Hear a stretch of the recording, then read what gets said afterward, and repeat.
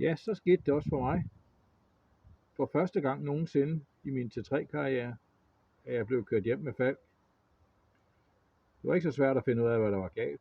Det var bare ved at kigge ned i motorrummet, så lå der granulat af tandrem i hele motorrummet. Og som I kan se her, så er der skravet lidt ud fra tandremsdækslet.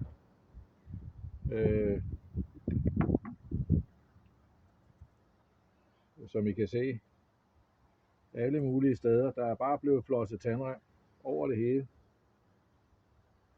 Tandrem har vi her.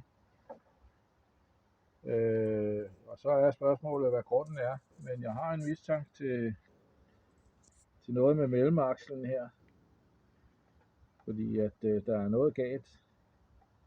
Mellemakslen er kraftigt beskadiget, eller hjulet er.